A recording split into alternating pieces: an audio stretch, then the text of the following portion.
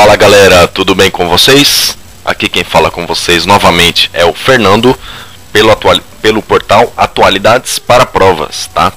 Então vamos dar continuidade ao nosso trabalho aqui hoje e falar mais um pouco sobre atualidades, tá? Na última aula, não deixem de assistir, né? Falamos sobre a Primavera Árabe, tema muito importante para quem quer fazer vestibular e concurso público aí em atualidades, tá? E hoje a gente vai abordar um tema muito importante também, que é a sustentabilidade, tá? Então, sustentabilidade tem sido um tema da nossa sociedade, tem sido um tema de provas, tem sido um tema de noticiários, jornais, impressos e outros que tragam notícia até a gente, né? Então é importante a gente abordar esse assunto com certeza. Pessoal, não deixem de visitar o nosso portal Atualidades para Provas, vocês estão vendo no vídeo aí, .blogspot.com.br, atualidadesparavprovas.blogspot.com.br. Então vamos dar início à nossa aula aqui sem enrolação. Vamos lá então. Primeiramente, vamos conceituar sustentabilidade. A gente pode dizer que sustentabilidade é o uso dos recursos naturais de forma bem simples, né? É o uso dos recursos naturais sem agredir o meio ambiente. Então vamos decorar esse conceito. É o uso dos recursos naturais sem agredir o meio ambiente. Então esse é um conceito bem base de sustentabilidade, ok?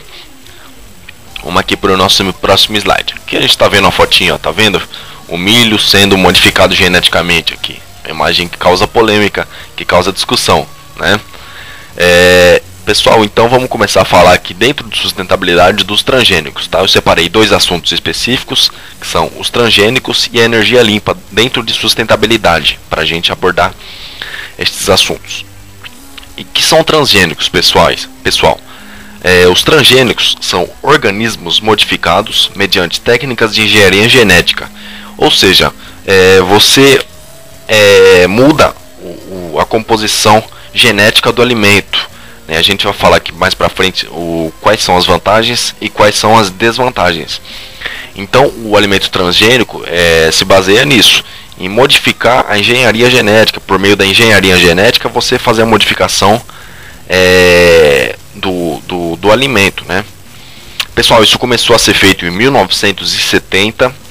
E para que foi feito? Foi feito principalmente para os alimentos resistirem às pragas. Como a gente sabe, as pragas nas grandes plantações, né, na indústria dos alimentos, sempre foi uma coisa que deu muito prejuízo para os agricultores. Então eles acharam esse meio, né, por meio dos alimentos transgênicos, acharam um meio de reduzir essa perda de alimentos e esse déficit que eles tinham no orçamento, que eles tinham na sua lucratividade aí, tá? E isso vem causando grande polêmica, pessoal. Os alimentos transgênicos, como a gente sabe, eles são modificados. Então, algumas ONGs, algumas pessoas se manifestaram contra, outras a favor, e os alimentos transgênicos, né? Mas é uma coisa que causa grande polêmica, grande discussão, tá? Importante saber de tudo isso para sua prova. Vamos para o nosso próximo slide aqui. Então, vamos direto ao ponto aqui. Quais são os pontos positivos dos alimentos transgênicos? Pessoal, são 3 pontos positivos. O primeiro deles é o aumento da produção de alimentos. Como você modifica o alimento geneticamente, você consegue, alguns pontos negativos do alimento, você consegue otimizá-los. Com isso, a perda da produção de alimentos é bem menor. O segundo ponto positivo, o aumento do conteúdo nutricional. É a mesma coisa do primeiro tópico. Você consegue pegar essa perda que você tem de conteúdo nutricional e ver os pontos que são necessários, modificar geneticamente, e você consegue aumentar o conteúdo nutricional dos alimentos, né? O terceiro ponto positivo, a melhor resistência no armazenamento. Então o alimento, a partir do momento que ele é transgênico, o armazenamento ele vai ter uma durabilidade maior, vai ter uma resistência maior, né, do que um alimento produzido de forma natural. Então esses são os 3 principais pontos positivos: aumento na produção de alimentos, aumento no conteúdo nutricional e melhor resistência no armazenamento, ok? Vamos aqui para os pontos negativos agora. Pontos negativos. Vamos lá. Primeiro, aumento das reações alérgicas. Então, mediante estudos, mediante algum tempo de estudo aí, descobriram que as reações alérgicas dos alimentos transgênicos são maiores que dos alimentos comuns. resistência à seleção natural. O que é isso, pessoal? É o seguinte, quando você planta lá um milho, ou seja, qualquer outra fruta, naturalmente a natureza vai descartar aquela fruta que é ruim, ela vai cair no chão, vai acontecer, vai apodrecer, naturalmente ela vai ser descartada pela natureza. Mas com os alimentos transgênicos há uma resistência nesse ponto, né? Então esse é realmente um ponto negativo, que o próprio ser humano vai ter que selecionar isso, e muitas vezes o ser humano não tem a capacidade de agir como a natureza. E o que mais? Prejudica as populações de abelhas, minhocas e outros. Então os animais que estão acostumados com os alimentos naturais, eles sentem dificuldades. Eles se deparam com um alimento com outra propriedade genética e acabam prejudicados. Então o ser humano interfere, né, nessa relação natural dos animais com as plantas e as frutas, tá? Então esses são os pontos negativos: aumento das reações alérgicas, resistência à seleção natural e prejudica as populações de abelhas, minhocas e outros animais. Próximo slide. Alguns países, pessoal, vocês estão vendo aqui que cultivam os alimentos transgênicos, principalmente Estados Unidos, tá? Vocês estão vendo aqui na parte superior do mapa, aqui ó. E alguns outros países da Europa que também, que estão faltando alguns, ó, mas existem outros países da Europa que cultivam alimentos transgênicos, tá?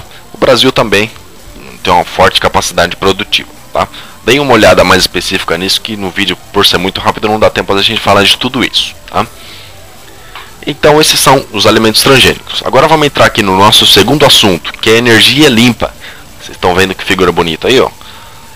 No campo aqui de flores, a nossa energia eólica aqui, o sol ao fundo. Então vamos falar um pouco de energia limpa. Vamos dar um conceito aqui para energia limpa, então. Energia limpa é energia que vem de recursos naturais que são renováveis. Aqui, por exemplo, ó, essa figura tem o vento, né? O vento é uma energia que está em constante acontecimento, né? Não para o vento nunca, e você consegue gerar energia por meio dele. Próximo slide. Aqui o conceito, energia para vocês decorarem bem, tá? Para na sua prova você sair bem aí. Então energia limpa é energia renovável que vem de recursos naturais como o sol, o vento, a chuva, as marés e o calor, que são renováveis, ok? Naturalmente reabastecidos. Próximo slide. Pessoal, os tipos de energia renovável. Vamos entrar aqui nos tipos agora. O sol, que gera a energia solar, né? O vento, a energia solar, pessoal, são aquelas placas que é possível colocar em cima de casas, em campos. O vento é a energia eólica, né, que vocês viram na figura anterior aí. Os rios e as correntes de água doce, que é a energia hidráulica. Esse é muito usado no Brasil, nossa principal fonte de energia aí são os rios e as correntes de água doce, né? As marés e oceanos é a energia maremotriz. As ondas, que são a energia das ondas, que também são constantes. A matéria orgânica, que é a biomassa e o biocombustível. O calor da terra, energia geotérmica. E água salobra, energia azul. Então vamos retomar todos os tipos de energia renovável aqui: o sol, o vento, os rios e correntes de água doce, os mares e oceanos, as ondas, a matéria orgânica, o calor da terra e a água salobra. Ok? Vamos lá para o nosso próximo, que nosso tempo está reduzido. Vamos fazer uma comparação, uma discussão aqui sobre a diferença entre as energias renováveis e as não renováveis. Então você vê aqui à esquerda da sua tela energia solar, com as placas que captam o sol, e à direita da sua tela uma plataforma de petróleo ali, né, que é uma energia não renovável. Pessoal, qual a principal diferença então entre essas duas energias, esses dois tipos?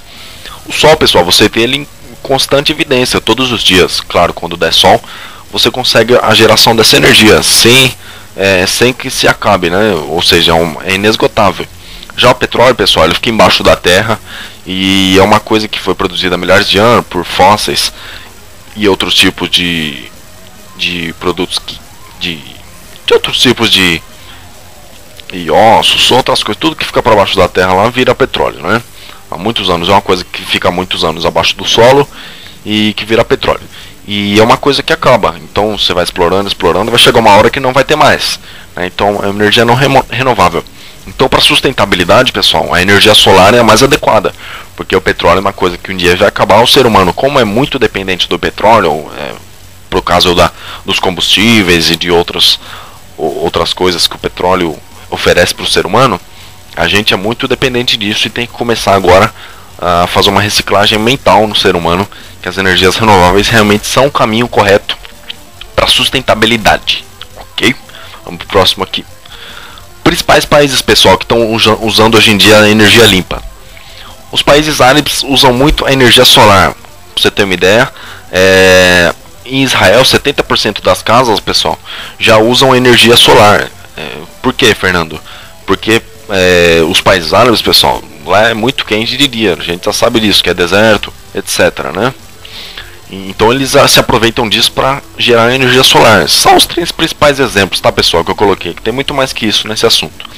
A Europa vem buscando novas soluções. Vamos dar um exemplo, a Holanda, por exemplo. A Holanda, se você pegar, dá uma busca na internet depois, se você pegar a Holanda, eles têm maneiras muito inteligentes de produzir energia eólica lá.